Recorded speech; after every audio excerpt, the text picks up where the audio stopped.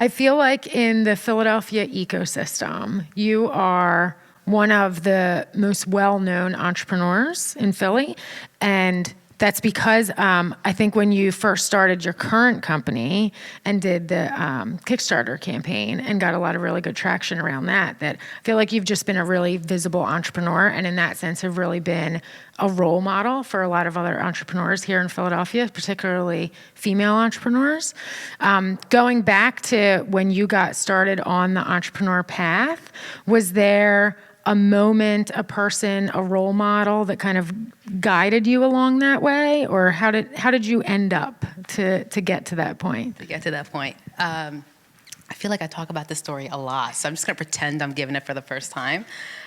So for me, my journey, a lot of people say it's very interesting. It's not the normal journey. So I came as a refugee from the Persian Gulf War in 1990 when I was 8 years old. It was very sudden, unexpected. We had an hour to pack 2 bags amongst my 8 family members, and it was all because my brother was American. So the U.S. Embassy actually came to get him out of the country, and we got to come along as well. When I was 15, applying for college, so 7 years later, I found out I was undocumented. So even though I was brought over by the government, paperwork wasn't filed, I still don't really know what happened, but I didn't have a social security number, which meant I couldn't get a driver's permit, I couldn't drive, I couldn't apply for loans, go to school, and so on, and the clock had reset. So I had to start from that period of time at 15 to apply, and it takes 7 years to become a legal resident, 5 years to become a citizen. When I was 18, so after graduating from high school, I was trying to figure out what I was going to do with my life, especially not being able to do the normal things that everybody else could do. And my dad just suddenly one day left the country, taking all the family savings with him. And it was at that point that my family and I banded together to do the only thing we could do, which was get under-the-table jobs. Now, under-the-table jobs are so awesome. Not. We made $5 an hour. I made $5 an hour for 10 years. Working double shifts. We had, all of us had 2-3 jobs. We needed it to pay for the mortgage and everything. What area were you growing up in? I was in Morrisford. And those jobs, working for not very nice business owners who took full advantage of my status as well as my family's, I would say that's what made me want to work for myself, is seeing that to them, I was a object. I wasn't a human being. I was a source for them to get cheap labor. And I didn't like that, obviously. And I kept myself going by telling myself, one day I'll own my own business. One day I'll own my own business. I'll show them, type of thing. So I would say it was that 10-year period of working $5 an hour that motivated me to want to be my own boss. So I want you to give a little background just about the company that you're working on now and that you've been growing here in Philadelphia, because then I'll dive into some of the questions about how you got started in that business as well. Sure, yeah. So right now my company's called Roar for Good. It's my second company. So as soon as I became a citizen, which was 7 years ago on April 12th, 2012, the first thing I did is I got a passport. And the second thing I did is I booked a one-way ticket to South America. Actually, I invited my friends over, had them take whatever they wanted from my apartment, packed the rest in 4 boxes, and then bolted to South America. And during that trip, everywhere that I went, I kept meeting women and men that would tell me stories of times I'd been attacked or harassed or abused. And then a week after I came back to Philly, I was living at the Arts Condominium on 13th and Locust, and my neighbor went out to her car, and she was raped a block from our apartment building. And that was the genesis for Roar for Good. It was just a continuation of that trip and hearing those stories and seeing what happened to her. And the initial idea was combining self-defense tools with wearable technology. Because I thought, oh, well, Fitbits are all the rage. What's wrong with self-defense tools is that they're not there when you need them the most. It's not like you can be like, hey, excuse me, hold on. Okay, now attack me. So I thought, let's just combine the two. And the first idea I had for it was called the Macelet, Mason or Bracelet. Turned out to be a terrible idea because not only is pepper spray outlawed in 26 states, but most women, their biggest fear is that they'll be overpowered and their own self-defense tool used against them. So over time, came up with Athena, which is a safety wearable that has a strong magnet in the back. Clip it on, and with the touch of a button, it will send text message alerts to your family and friends, let them know where you are. There was a way to call 911, have them see you where you are on a map, sound an alarm, and it was all meant to connect you with your innermost circle. And then what we did, because we knew that was a short-term solution to a much bigger problem, is we rolled back, we called it our Roarback program, a portion of those proceeds to nonprofits that taught empathy. Because what we learned is that if you teach young kids, especially boys, about consent and healthy relationships, it reduces attacks and harassment in the first place. So that was the initial idea and company for the first 4 years. And there was a couple of things that I want to dive deeper into there. So you get your U.S. citizenship and then immediately leave the country. So what spawned the idea of, and now I'm going to leave and go to South America on a one-way ticket and not necessarily know when you were coming back either? Because I felt like I was in jail for a long time. I couldn't go anywhere. And even when I got my green card at 25, you can travel, but I heard so many stories of people traveling and not being able to come back. And I want to clarify, by jail, just meaning like I couldn't do what anybody else was doing. Right. And a lot of that time I spent undocumented was intentionally being invisible. Mm-hmm. And I was tired of it. And I wanted to explore and spread my wings and see the world outside of what I felt like. I felt like I was shackled by my circumstances and I had to do what I had to do for a long time. And for once, I wanted to do what I wanted to do. So at first, it was going to be a month and then 2.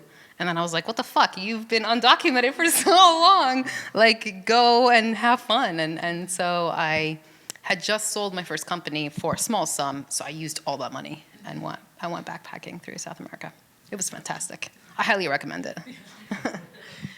So let's talk about Macelet, because that's something I don't know a lot about. And I feel like part of the journey of being an entrepreneur is not usually where you end up. It's never a straight line, right? There's always pieces to it. So you have the idea for it. Did you get to a prototyping with that? Or did you come with the idea and just kind of focus group and realize it didn't work? Like, what was the point during that process that you pivoted away from the Macelet concept? The first thing I did when I had the idea is I put together a survey. I think it was like 12 questions, and I sent it to all my female friends via email. And I said, hey, I have this new idea. I don't want to tell you what it is, but please take this survey for me and please share it. And I sent them a little blurb that they could use to share. And the survey just asked, your gender, your age, do you have a self-defense tool? Which one? If you don't have one, why? Have you ever used one? What don't you like about it? Very general questions, not all diving into what I wanted. And I think the final question was, if you could change anything about existing self-defense tools, what would it be? And it was through that survey. I think it only got like 157 responses or so, but I kept seeing a pattern over and over again in that a lot of the responses were, I don't like it, I hope I never have to use it, I do have one, it was given to me as a gift, but most of all, I don't want to be near the person to have to use it. And 2 is I'm afraid that I'll be overpowered on my own self-defense tool used as a weapon against me. And that's when we were like, okay, we can't have it be pepper spray. Not to mention that once you get it on your skin, it itches and irritates your skin and stuff like that. So that's when we said, okay, we can't do that. And then we put together the top criteria based on what we heard they wanted, which was something that can't be used against them, something that was attractive, that they would want to wear, something that could call for help. And that's how we came up with the evolution. And even then, it was meant to be a bracelet because the Fitbits were all bracelets, and we were like, oh, it'll be a bracelet. But then we did some 3D prototyping at NextFab, and we went to self-defense classes, and we had the women wear them, and we had the instructor perform common attacks against women. And we actually learned that the wrist is the worst place to put on a safety device. And if you can guess why, it's because you're usually grabbed by your arms or your wrist. So if you have it on your left wrist and you're grabbed by that wrist, how are you going to activate it? How are you going to reach the button to press it? So it kept evolving. I would go to sororities, offer them pizza, and say, hey, here's what it looks like. Why would you not wear it? Why would you not use it? Always looking for disconfirming evidence. And I think all of that played into how the crowdfunding campaign got the results that it got.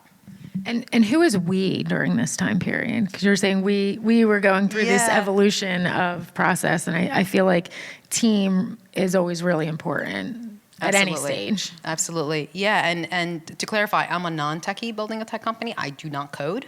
I think when you were talking about my background, I think starting Girl Develop It, I think helped me be able to connect to different groups in Philly.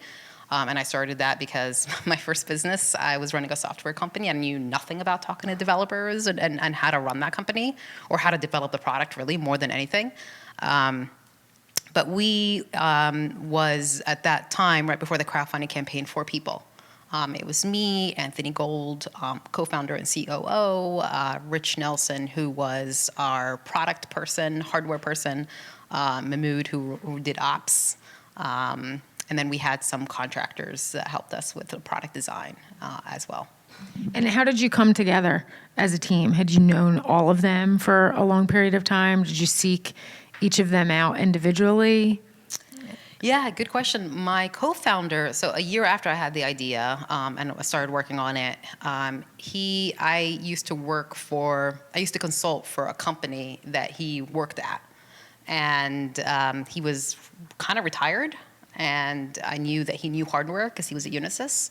So I told him about the idea, and I kept telling him about it, and I was consulting at the time and trying to build the company at the same time. And then once we got into the Dream It program, convinced him to come on board. And then my ops person is my brother. He had just been let go from a startup, a B2B startup in Philly, and I was able to convince him to come into the Dream It office to study for his GMATs. And one day he was like, "What are you working on? Can I do it?" And I was like, "Yeah, here you go." And then he kept doing that every week. And then it was just finally like, "Hey, why don't you just join the company?" And then Rich we found through Indeed.com. But everyone else, like the product designer, the electrical engineer, who were contractors, not employees, through my network. One thing I did is my first business, I'd never told people the idea because I was so afraid they would steal it. This one, I learned my lesson and just told everyone what the idea was, hoping they would connect me to the right people, and that's what happened. And we'll have part 2, Startup Grind, talking about family businesses and how that works for things. So jumping forward, you had mentioned the crowdfunding campaign. Anytime you start a company, you need money, and then you need more money. So what was it that got you guys focused on doing a crowdfunding campaign at all? And then what were some of the lessons learned from doing the crowd campaign? How were you successful in launching that as well? Well, for us, I mean, it was all the rage back then, so it was easier to choose it as a platform. But also, we kept hearing as we were building the device and talking to people that they wanted it. But of course, we didn't know that they really did. So we thought it was a good way to validate the business before putting too much money into it and before raising any major money. So we ultimately chose Indiegogo because we had built a relationship with them, going to some hardware meetups. They would actually ping me every quarter saying, like, "Where are you? Are you ready yet? Are you ready yet?" And help me all along the way. They were fantastic. And I would say the biggest things that helped me get ready for the crowdfunding campaign and the biggest thing that helped the team is we spent 3 months full-time working on just the campaign and nothing else. It probably should have been 6 months. It definitely wasn't put the page together the week before and launch it. We spent a lot of time building our email list because we knew that less than 2% would convert. And we needed to launch teasers to let them know that the campaign was coming, which really, really helped. We talked to a lot of people that have failed their crowdfunding campaigns and to learn why. And then people that had good campaigns. And one of the things we did is built an advisory board where we reached out to influencers and asked them for their feedback on photos and asked them to be in videos and perk ideas. And I feel like because of that engagement, we were able to be more successful, get more exposure on the campaign, get more buy-in. Those are the ones that immediately come to mind. But yeah, it was a lot of work. Yeah. And while we were doing that, we had to work on the business too. So kind of like fundraising the traditional way, still had to do both. And I felt like of just being in the ecosystem, you got a lot of earned media when that campaign launched and as the campaign was really picking up steam. Was the PR strategy the piece of that, or was there more of a focus on the social media side and kind of going viral, so to speak, with some of the influencers and the other pieces? It was a blend of a lot of things coming together. We knew that for the campaign to go viral, we needed a certain amount of commitment. 30% of the campaign goal met in the first 48 hours. So we spent a lot of time and energy making sure we got there. We actually, before the campaign even launched, reached out. Everyone in the company put together a list. We had a spreadsheet. We took 50% of the campaign goal, which was 20,000, put it as the goal in the spreadsheet, and then everyone put a list of contacts of people they were going to reached out to them and put in the commitment that they had promised to fulfill once the campaign launched. And then the week before we launched, we sent them an email the day before, the day of, and we begged them to commit within the first day. We didn't even say 48 hours. We said the first day to make sure we reached it. And then once we did, what was great is we got an extra boost of press as a result because Indiegogo promoted it, other people started seeing it. But yeah, the PR strategy, I will say it did definitely exceed. I did not expect that much PR. We had celebrities posting about it. We had actually a couple celebrities buy it. We had best-selling authors. It was and especially seeing all the Facebook and Twitter, like being on and seeing people posted that I didn't know, that was crazy. Yeah. And then the comments of I need this, I want this. I remember when we were crowdfunding, I actually took screenshots of those, or fundraising after the crowdfunding campaign. I took screenshots of those and just put them all over my deck. Yeah. Of course. Yeah. So let's talk a little bit about the time period from idea fruition to actually getting the crowdfunding campaign launched, because that's what I think what another misconception is. Like, you come up with this idea and you throw a page up and you put out a prototype and then you go into manufacturing. I particularly think product companies, we work with a lot of product companies, we work with a lot of service companies. Product companies come with their own really distinct set of challenges, but it takes a really long time to build up to that piece. So what was that time period from the idea to fruition, from when you're coming back from South America to actually getting the crowdfunding campaign launched? So I had the idea in late 2013. Didn't do anything about it for the first few months. Worked on it for a year in terms of de-risking the idea, finding a product designer, finding a hardware person to build the first circuit board. Anthony came on then like a year and 3 months later. We did the Dreamer program. And then once Anthony came on, I would say it was October, so 10 months later, we did the crowdfunding campaign. Wow. Yeah, so it's a process to go through all those pieces. Yes, we just celebrated 5 years of incorporation, but that doesn't even count, the year and a half that the idea was just brewing. Right. Well, congratulations. That's a milestone nonetheless. Thanks. And you've fairly recently gone from more of a B2C to a B2B piece. So after a really successful crowdfunding campaign, you had mentioned that you talked to other people that had launched successful and non-successful crowdfunding campaigns. You would definitely be on the list of people that I would recommend to talk to about a successful crowdfunding campaign, but then switched into this B2B space now. So what was the reason for the pivot into that space? It wasn't working, which is quite frankly. We found that half the people that purchased Athena, 52% actually, bought it as a present for somebody else, and half the people who received it as a present didn't think they needed it, so they never opened it. So that lack of engagement was unexpected. We also learned that human beings just, by nature, don't focus on prevention till after something has already happened. And the woman who needed it most couldn't afford it. We didn't have a sustainable business model. It was a one-time purchase and that was it. And it cost a lot of money to educate people on the market. So we started seeing that just growth wasn't going to happen, the impact wasn't going to happen that we wanted. And then in 2018, we started looking at, well, what about businesses that have employees that travel? Could they want it? And Hauser got some for their real estate agents, which makes sense. They go into empty homes alone with strangers. But Hauser's a different model because they actually, they W-2 their real estate agents. And Comcast did an order. And then we started looking at, okay, what vertical would we focus on? Because we've just always been very big on focus versus being everything to everyone. And I think that's part of why the crowdfunding campaign also succeeded. And then in mid 2018, we were evaluating hospitality and K through 12 schools. K through 12, because after every mass shooting, we would get an uptick of orders and emails from schools that wanted it for their teachers and students. And then hospitality, because we learned that 58% of housekeepers experience sexual harassment on the job. They tend to be women of color, immigrants. 70% of them speak English as a second language. And every day they go to work, they put themselves at risk. Their growth by guests, solicited for sex acts, guests expose themselves. And if they're undocumented, it's even worse. And so it was such a problem that legislation started to pass forcing hotels to protect their staff. And in the legislation, it said to give them a panic button.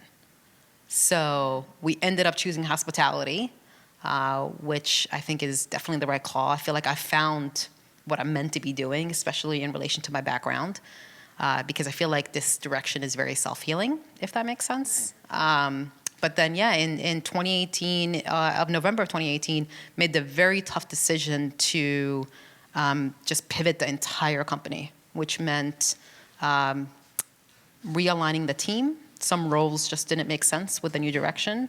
The product, the mission, everything we had to do. We went around the table saying, what are we going to stop doing to focus on the new direction? And then we talked to hotel owners, housekeepers, and we ultimately came up with what I believe is the best and most cost-effective solution out there. Why not just do both? Why not leave the path out there of have your website up, still do the B2C side, but then, launch in a strategic direction on the B2B side as well? Resources is one, and two is it would have just split time away from the new direction, which meant we would have taken us longer to launch in the new direction. I'm really, really big on focus. One thing, do it very well, and then move on to the next thing. So you're almost about a year in, I guess, to the pivot. How's that been going? I mean, you've realigned some of the team, have to have basically different partners and distribution channels. So how's the last year been? This week, it's been great. Almost the last year. Well, I will say it was very tough. It was tough going through layoffs, pivoting, keeping the morale high as we were running out of money, stopping sales, so having no revenue coming in to focus on something that was we had to spend a lot of money to get it off the ground. It was very, very hard. But the good news is in the last month, it's all come together. So we are about to go from 5 people to 8. We are about to finish a $1.2 million round. I don't want to say how many, but we just got an amazing deal that is going to help us get into hundreds of hotels in the next year. We are kicking ass right now. This week, kicking ass. Good timing. That's the roller coaster of being an entrepreneur, right? Yes. You have the same conversation a week ago and you can question things and not know how things are going, but then a couple of things fall into place and everything starts going in the right direction. Yeah. Congratulations on getting ready to close the round too. That's always a milestone and always a hurdle too. How has the Me Too movement, you think, affected your business from the B2C or the B2B space, giving it more visibility, have people focus on prevention more, because you started really before that really started to take off? It's a really good question. I actually gave a TED Talk about it. It's such a good question. So Me Too movement is solely responsible for the shift in the hospitality industry and what we're doing today. It's the first time, and it's a great example of how Me Too was actually able to help low-income, low-power women in a substantial way. So what happened, and it's a really good story, and it took many, many years. In 2012, Dominique Strauss, a French diplomat, was in New York, staying at the Sofitel Hotel. He raped a housekeeper. And this woman came forward, which is very rare to happen. And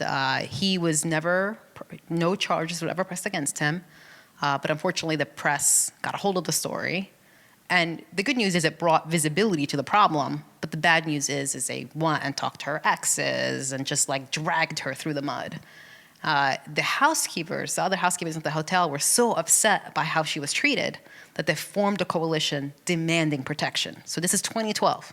It wasn't until the height of the Me Too movement in 2017 that they were able to convince the very first congresswoman in Seattle, a woman of color, to pass the very first, what was then called the hands-on or hands-off, pants-on bill, because the housekeepers wanted the guests to keep their hands off and put their pants on. And then it went to Chicago, Miami, Oakland. It just started spreading across the country. So it was a fight from women of color and immigrants for 5 years until the Me Too movement allowed it the boost to get over the finish line. Yeah, pretty amazing.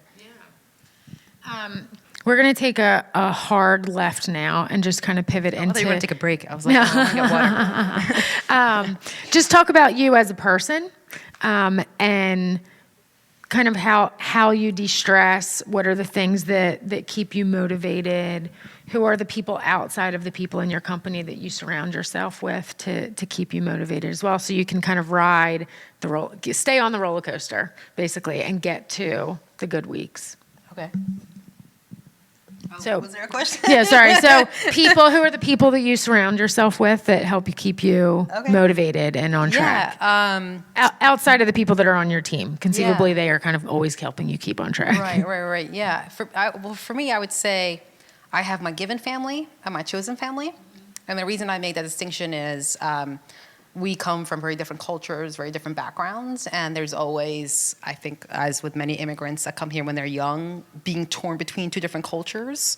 I have a family that's just very multi-dimensional, and there's just some things that I can't speak about due to just having different beliefs.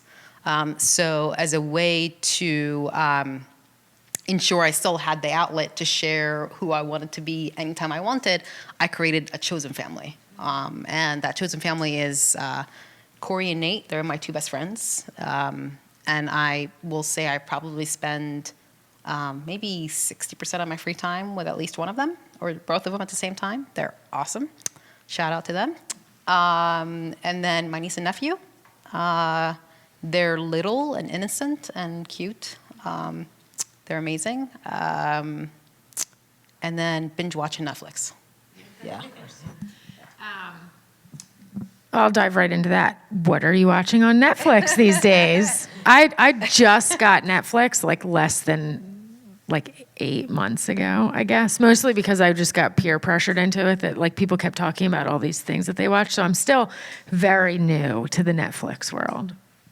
I just finished Raising Dion. Oh, my son just watched the first episode of that this weekend. Yeah, I think it was good. It was good. And then there's this new show that I want to watch, Explained. They'll look at the wage gap and explain why it happened and stuff like that. Interesting. Is that like a docuseries kind of thing? 15-minute snippets. Yeah, which is interesting. Yeah. Outside of Netflix, any other things that you do personally to keep yourself motivated or de-stress while you're riding the roller coaster? I read a lot. I'm reading a book right now called Exit West that was recommended to me about two lovers that are in a war-torn country. And I do yoga a lot. And I think for me, because I'm an introvert, even though people don't believe it, I can be an extrovert, but I'm definitely an introvert. I need my downtime, my alone time to recharge. So I will take that time, whether it's biking around the city or going for a run. I need that time to myself to recharge. Yeah. We're going to do a couple rapid fire questions, and then we'll move to audience questions. So as you guys can kind of think, and when I will hand around the microphone for questions, but state your name, what your company is, or what your idea is, or why you came here tonight, and then ask your question as well. So in our rapid fire round, just super short, yes or no, or one word answers based on what the question is. Okay. So mountains or beach? Both. You're cheating. Mountain with a lake. Okay. Kind of cheating, but yes. Dogs or cats? I'm allergic to both. So you're But I still would cheating. But if I had to pick, I would pick a cat over a dog. Coffee or tea? Coffee. Uh, Latte. Books or podcasts? Books. Okay. I'm going to open it up to audience questions now, and I'll hand around my microphone so you can keep yours. Hi, my name is Isabel. I'm not really involved in the startup scene right now. I'm a software engineer at a really big bank. But I used to be involved in the startup scene in Boston, where I just moved from, and trying to see where I can get involved here.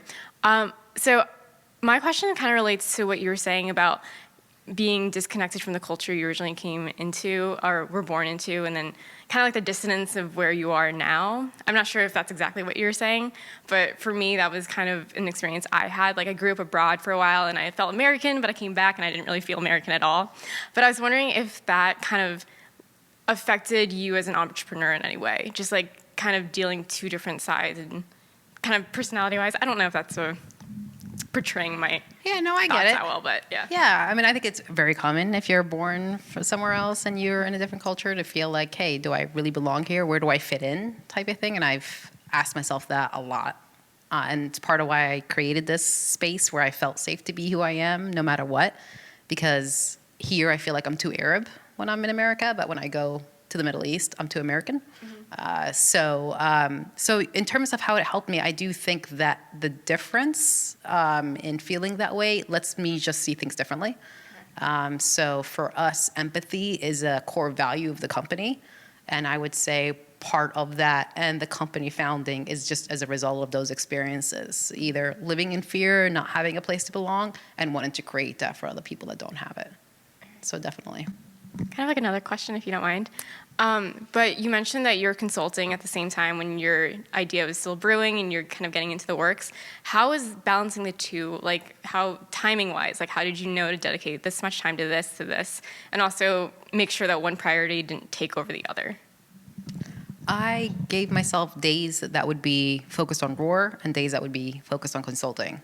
And of course, it ebbed and flows in terms of what was needed. The hardest part was stopping consulting to focus just on Roar. And the incubator was a forcing function to make that happen, which was great. So it wasn't easy. It was fantastic firing my clients. And I'm not good with that sucking up stuff, that you have to do when you're consulting. And does that make sense?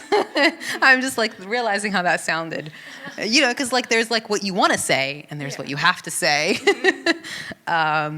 So yeah, that's how I navigated that. Thank you. Yeah, and I don't know if you're looking to raise money for whatever you're doing, but if you can help it, don't raise money. But if you absolutely have to, and we could talk more about that if you'd like. Okay. Any other questions? Hi, excuse me. I'm Zach. I've kind of gone through a similar sort of thing you have, immigrating to America, but really does kind of give you this perspective of, like, not only do you feel like you don't have a place, but you kind of learn to see things from other people's perspectives and sort of get. But anyways, I was just going to say that before I went to a completely unrelated question. So,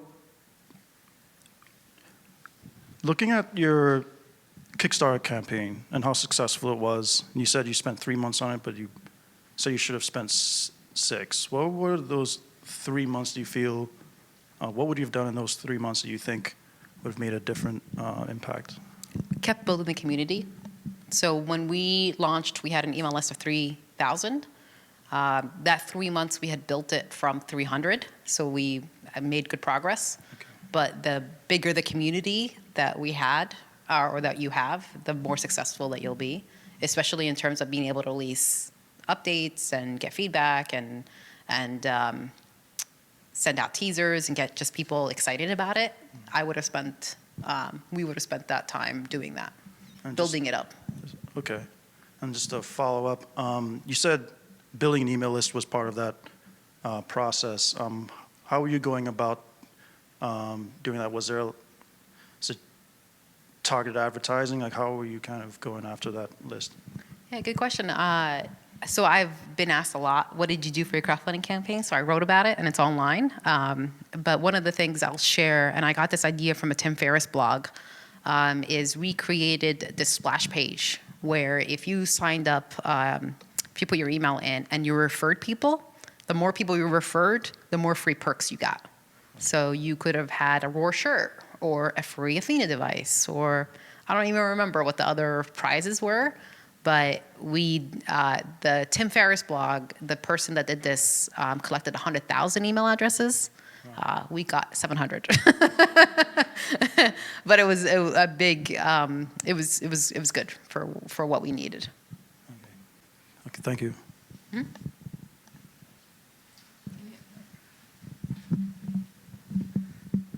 My name is Oais. I lead engineering team of software engineers for a company in Philadelphia. I had, about 10 years ago, I had a startup that I developed on my own. It was for reverse engineering. And the biggest problem that I ran into was people's problem. Basically, I was giving equity to my people, marketing person and salesperson, and I was doing coding myself.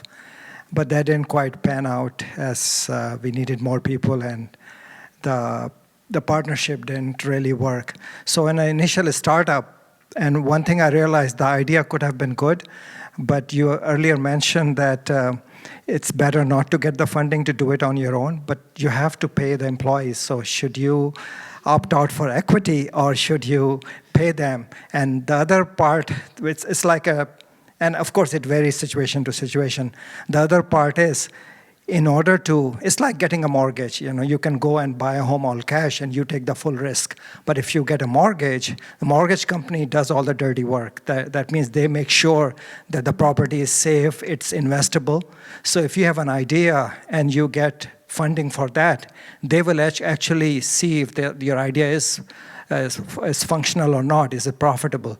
So this way you get the kind of an assurance. Of course, they will take much share out of that, but then you have the feeling that it might be successful. So these are two questions, again, the funding part and the expense part for the employees.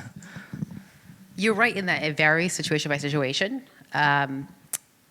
What I will say, especially to the part about why I said don't take money unless you have to, what I have learned is that when you work for yourself, and especially when you have a team and you're raised, you are not really your own boss. Your customers are your boss, your employees are your boss, your investors are your boss. And your investors, especially depending on how much equity they have, could have enough power to sway things in a way that you don't want. And I had a situation where something almost happened that would have completely taken me in a different direction. So I absolutely needed to raise money for my business, especially we were manufacturing. We needed millions of dollars to put into R&D and development and manufacturing and marketing. And I don't regret that at all. I would just say that I feel like raising money has become this sexy thing. And you get congratulated on it. I would congratulate you for bootstrapping more than I would for raising capital. And I think it's just keeping in mind if it's the right thing for your business, depending on where you're going. And then in terms of equity and employees, if I hadn't raised money, I don't know how I would have paid everyone, and I would have had to pay people. Right. So I had to. I didn't have a trust fund or money in the bank to go back to use, or revenue. So I didn't have any other choice. I will say that one thing I've also learned is, when you're talking about your marketing person, and like a big lesson for me, especially right before the pivot and moving forward, is I learned it through Leadership Philadelphia, which is this group here in Philly that I highly recommend checking out. It's to not use the golden rule when you manage people. So the golden rule is treat people the way they want to be treated, or treat people the way you want to be treated. That's actually not the way that you should manage people, is what I've learned. It's the platinum rule, which is treat people the way they want to be treated. So depending on how they like to receive feedback, depending on how they like to work, how they take constructive criticism, adapting my style to fit theirs so that they excel and succeed in what they're doing, I would say that has been the best management advice I've ever received from anyone. I have an engineer who once told me he doesn't like to be praised in public. And you might know the praise in public, criticize in private. Yes. When he told me this, I didn't understand. Like, what do you mean you don't like to be praised in public? I didn't understand. Yes. I did I didn't do it anymore, but I just didn't understand him. Yeah. It didn't make any sense to me. And then when I learned that, the platinum, I was like, oh, okay, yeah. It's not about what me projecting onto other people what I think or how they should be. It's adapting to who they are. And I don't know why I just brought that up, but it was a great lesson, and I want to impart it on everyone. Thank you. Hello, everyone. My name is Alan. Thank you, Jasmine, for coming and talking to us today. I'm a founder of a new startup that is based around family safety and all that. I have a non-tech background.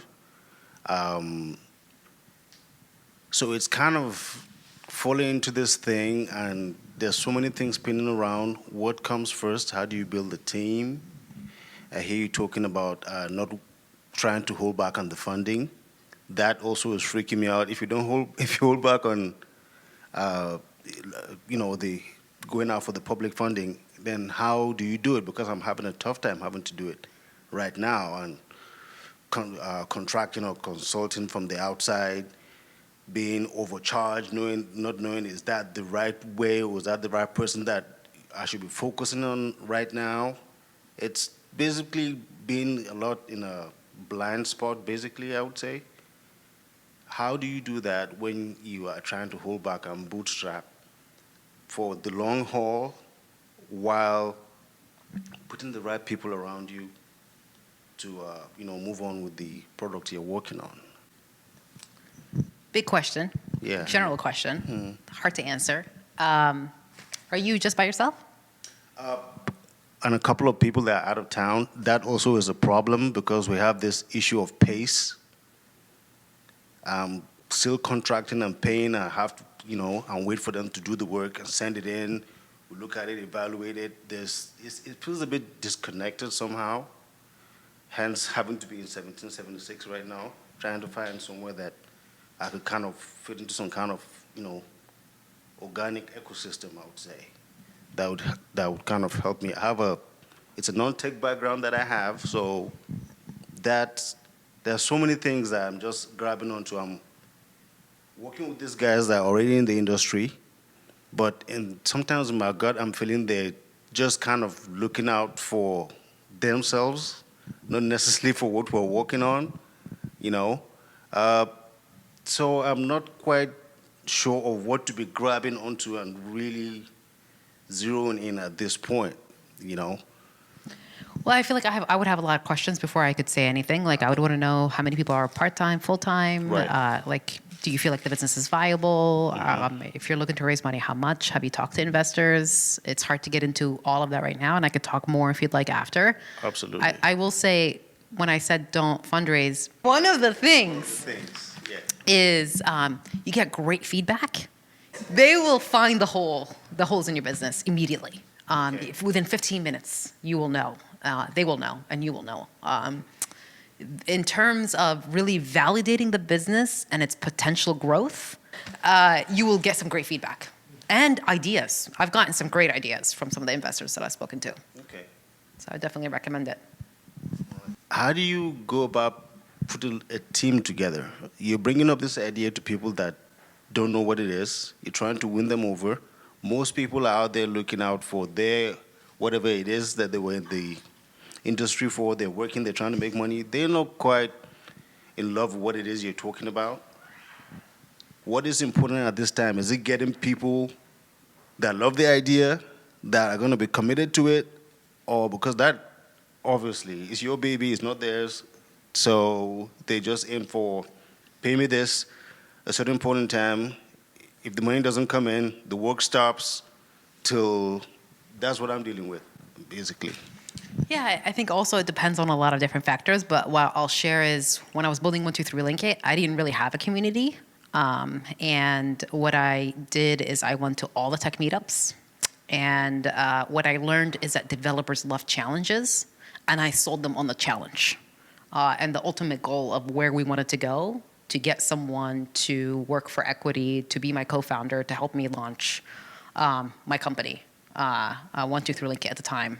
That it was incredibly difficult, especially because these rooms I walked into, no one looked like me. And it was, as an introvert, going up and networking and talking to as many people as possible to get that one person to say, okay, I'll sit down with you. I want to hear more about this idea. I don't know how many people I talked to, probably at least 100 to get to that point. It was much easier with Roar because after 123 Link It, I created Girl Develop It. I became involved with some women in tech meetups and groups here in Philadelphia. I feel like I did so much more than that, but I can't remember right now. I became a community leader, organizing events and speaking, and my community and network grew as a result. So when I was building Roar, it was much easier to go to people and tell them about the idea and say, who do you think I should talk to? And sell them on the vision. What's really cool about building a social impact company is you have a purpose bigger than yourself, and people love working for companies and at companies that do. So that is something that I definitely had as an advantage and continue to have. But yeah, it really depends. And I would say the biggest thing is your network, your willingness to share ideas, talk to people. And then, yeah, for more specifics, I would just want to ask you a ton of questions to learn more about what you're doing and Absolutely. what's working, what's not working. Absolutely. Okay. I think that's about time too, so thank you again, everybody, for being here with us tonight, and most importantly, thank you for being here with us tonight. Give her a round of applause. Yes.